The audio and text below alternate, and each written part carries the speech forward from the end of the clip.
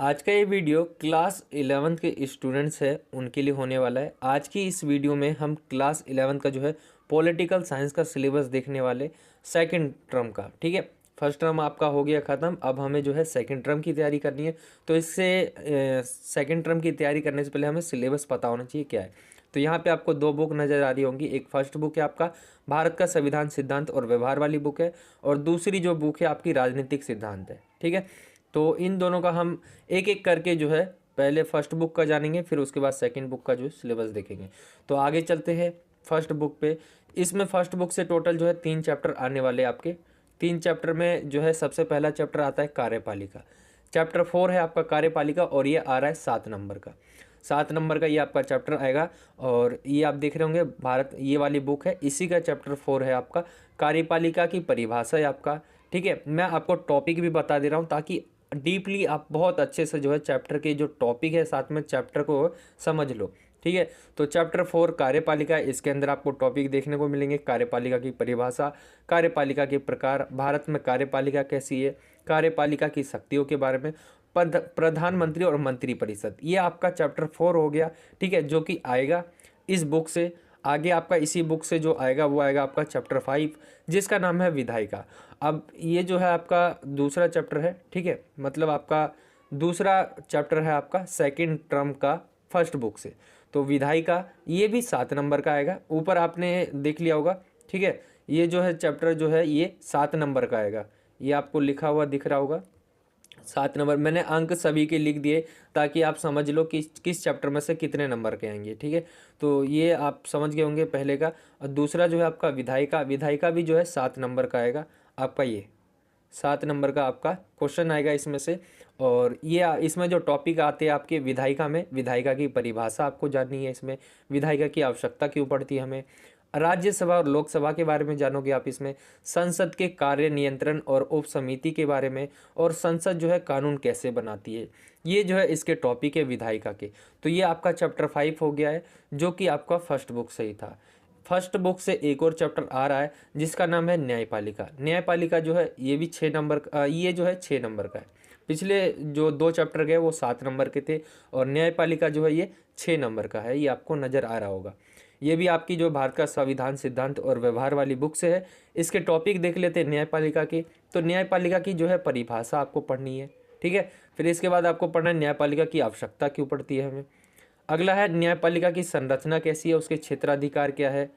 अगला है आपका न्यायपालिका और अधिकार के बीच जो हम पढ़ेंगे, और न्यायपालिका और संसद के बीच के बारे में पढ़ेंगे हम। तो ये आपका चैप्टर 6। ठीक है, तो ये आपकी फर्स्ट बुक होती है ख़त्म, जिसमें आपकी टोटल जो है 3 चैप्टर आएंगे। सबसे पहला चैप्टर मैंने आपको बता दिया कार्यपालिका, जिसके टॉपिक आपको दिख रहे होंगे सामने। दूसरा जो चैप्टर है वो है विधायिका, जो 7 नंबर का है, और ऊपर वाला भी 7 नंबर का था। तो विधायिक कार्यपालिका 7 नंबर का, विधायिका 7 नंबर का, और आपका न्यायपालिका 6 नंबर का। तो ये 3 चैप्टर आई होप कि आपको समझ आ गए होंगे। आगे चलते हैं, सेकंड बुक पे आते हैं हम। तो सेकंड बुक से जो है आपका आता है सबसे पहला जो चैप्टर है वो है स्वतंत्रता। ये है सेकंड बुक आपकी राजनीतिक सिद्धांत वाली सेकंड बुक, यहाँ आपको लिखा हुआ नज़र आ रहा होगा। तो इसमें आपको ये जो चैप्टर है 7 नंबर का है। सबसे पहले चैप्टर का नाम स्वतंत्रता है। इसके टॉपिक देख लेते हैं। तो इसमें जो टॉपिक है वो है स्वतंत्रता होता क्या है। ठीक है, फिर इसके बाद आप देखोगे कि प्रतिबंधों के स्रोत, ठीक है, क्या है। और तीसरा जो है स्वतंत्रता की आवश्यकता क्यों पड़ती है हमें, हानि का सिद्धांत, ये और भी टॉपिक्स है जो इसमें आप देखोगे। ठीक है, तो ये तो टॉपिक मैंने आपको लिख दिया समझाने के लिए। ये जो चैप्टर है आपके स्वतंत्रता है, तो ये आपका जो है सेकंड बुक का दूसरा चैप्टर है स्वतंत्रता, जो कि आपका 7 नंबर का है। यहाँ मैंने लिख दिया है 7 नंबर का है ये। तो ये जो है जो सारे चैप्टर आपके लिए इम्पोर्टेंट है, क्योंकि आपके MCQ क्वेश्चंस आने वाले हैं कि कोई से जैसे भी क्वेश्चन आने वाले आगे पता चलेगा वो तो। ठीक है, लेकिन आपको जो है नंबर देख रहे होंगे आप, तो नंबर जो है कुछ मतलब ज़्यादा डिवाइड नहीं है, मतलब कोई 1 नंबर का ऐसा नहीं है जो आ रहा हो और कोई 10 नंबर का। सभी चैप्टर आपको रीड करना है। ठीक है, क्योंकि 7 नंबर और 6 नंबर 1 नंबर का डिफरेंस है। तो आपको जो है सभी चैप्टर को जो है बहुत अच्छे से पढ़ना होगा। चैप्टर 2 था आपका स्वतंत्रता।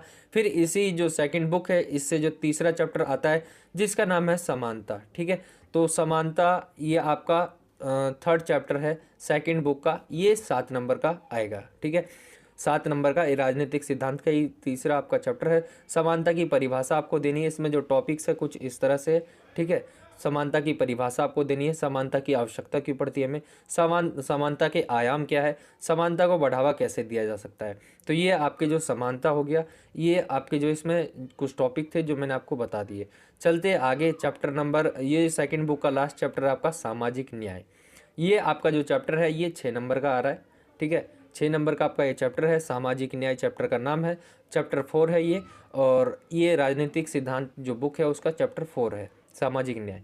इसके टॉपिक देखते तो सामाजिक न्याय की परिभाषा आपको जाननी है, न्याय स्थापित करने के तरीके क्या हो सकते हैं, न्यायपूर्ण बंटवारा जो है होता क्या है, रोल्स का न्याय का सिद्धांत था क्या, और मुक्त बाजार बनाम हस्तक्षेप। ठीक है, तो ये आपकी जो है फर्स्ट और सेकंड बुक का मैंने आपको सिलेबस बताया ये। ठीक है, आगे जो सीबीएसई ने दिया है कुछ इंग्लिश मीडियम में दिया है, तो मैं आपको वो भी दिखा देता हूँ। सीबीएसई ने कुछ जो है इस तरीके से दिया है जिसमें टर्म 2, ठीक है, मैं आपको समझा भी दूंगा कितने नंबर कैसे बनेंगे आपके। तो जैसे आपके जो है फर्स्ट टर्म तो हो गया, आपका टर्म 2 की बात हो रही है। तो आप देखोगे यहाँ पे ये जो है, ठीक है, तो ये आपका संविधान सिद्धांत और व्यवहार वाली बुक है।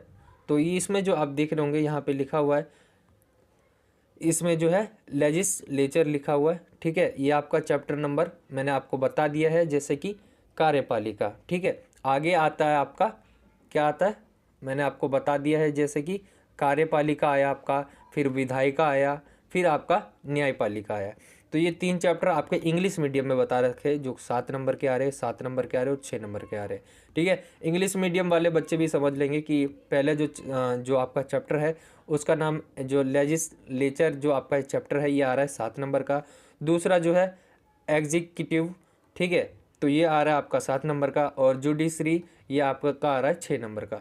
फिर वहीं पार्ट बी जो है आपका यानी सेकंड बुक है पॉलिटिकल थ्योरी की, तो इसमें जो है आपका लिबर्टी आएगा जो 7 नंबर का आएगा, इसमें इक्वालिटी आएगा जो कि 7 नंबर का आएगा, और जस्टिस आएगा जो कि 6 नंबर का आएगा। ठीक है, तो यहाँ पे आपको बता दिया गया है कौन सा चैप्टर किस नंबर कितने नंबर का आ रहा है, लेकिन ये इंग्लिश मीडियम में बताया था मैंने आपको, हिंदी मीडियम में साथ ही मैंने आपको जो चैप्टर है उसके टॉपिक भी बता दिए। अब देखते हैं इनके नंबर। देखिए आपका यहाँ पे आप देख रहे होंगे नीचे, तो यहाँ पे लिखा हुआ है नंबर कैसे आपको जो है, जैसे फर्स्ट टर्म आपका बीत गया, यहाँ पे आपको दिखा रहा होगा 40 मार्क्स, सेकंड टर्म में आपको 40 मार्क्स दिखा रहा होगा, और प्रोजेक्ट वर्क जो है आपको 20 मार्क का दिखा रहा है। यानी आपका जो सेकंड टर्म होने वाला है वो 40 नंबर का होने वाला है, और जो 20 नंबर दिखा रहा है प्रोजेक्ट वर्क का, तो वो उसमें से आपका 10 हो चुका है फर्स्ट टर्म में, और 10 आपका सेकेंड टर्म में होगा, और ये टोटल आपको मिला के जो है 50 हो जाता है। तो ऐसे जो है आपका बन जाएगा। ठीक है, मैं दोबारा समझा देता हूँ अगर नहीं आया समझ तो। अगर आपका फर्स्ट टर्म में आपने देखा होगा आपके जो पेपर्स है वो आए होंगे 40 नंबर के। ठीक है, 40 नंबर का आया होगा, हर एक सब्जेक्ट का अलग अलग होता है। ठीक है, तो मैं पॉलिटिकल की बता रहा हूँ, पॉलिटिकल का 40 में आया होगा। ठीक है, उसमें आपको 10 नंबर का प्रोजेक्ट मिलेगा, और ये टोटल 50 हो जाता है। फर्स्ट टर्म में 50, और ऐसे ही सेकेंड टर्म में आपका 50 हो जाएगा, तो ये टोटल आपका जो है 100 नंबर का पेपर निकल कर आ जाता है। तो ऐसे बनता है ये। ठीक है, बाकी किसी और दिन बात करेंगे नंबर्स के ऊपर, जिसमें आपको कितने नंबर लाने चाहिए पास होने के लिए फर्स्ट टर्म में सेकंड टर्म में, उसके ऊपर भी काफ़ी बच्चे कह रहे थे। तो मुझे कमेंट में बताना अगर कोई बच्चा जानना चाहता है आपको कितने नंबर चाहिए पास होने के लिए, तो मैं आपको ज़रूर बता दूंगा। तो ये था आपका जो है सिलेबस पॉलिटिकल साइंस का। आई होप कि आपको समझ आ गया होगा। ये मैं आपको दोबारा शो कर दे रहा हूँ, जिस बच्चे को स्क्रीनशॉट लेना हो वो ले सकता है, ताकि उसे याद रहे कि आपके कौन कौन से चैप्टर आ रहे हैं। टोटल अगर दोनों बुक का मिला दे तो हम टोटल जो है 6 चैप्टर है, फर्स्ट बुक से 3 है और सेकंड बुक से 3 है। फर्स्ट बुक से टोटल जो है दोनों इक्वल है। ठीक है, मतलब नंबर में दोनों इक्वल है, और चैप्टर्स में भी इक्वल है, 3-3 आ रहा है, दोनों में से 3-3 आ रहा है, 3 इसमें से 3 इसमें से, दोनों में से अगर देखोगे यहाँ पे तो यहाँ पे 20 नंबर का, यानी ये आपको 20 नंबर का ये देखने को मिलेगा फर्स्ट बुक, और 20 नंबर को ये देखने को मिलेगा। तो दोनों इक्वल मार्क्स भी है, इक्वल चैप्टर भी है। ठीक है, तो ये आपके सेकंड टर्म का सिलेबस था। आई होप कि आपको पसंद आया होगा। तो और ये था आपका जो है सिलेबस। तो वीडियो अच्छा लगा हो तो वीडियो को लाइक करें, ज़्यादा से ज़्यादा अपने दोस्तों में शेयर करें, और अगर आप हमारे चैनल पे नए हो तो चैनल को सब्सक्राइब कर सकते हो। सेकंड टर्म का भी सिलेबस हम जल्दी ही बच्चों के लिए प्रोवाइड करवा देंगे, चैप्टर्स वाइज एमसीक्यू क्वेश्चन जो भी आएंगे आगे, ठीक है, मैं वो बता दूंगा। इससे पहले हर एक सब्जेक्ट का हम सिलेबस देख लेते, जैसे आपका पॉलिटिकल साइंस हो गया तो मैं हिस्ट्री का भी जल्दी बता दूंगा। तो मिलता हूँ आपसे अगली और एक्साइटिंग वीडियो में, जब तक के लिए जय हिंद, जय भारत, वंदे मातरम।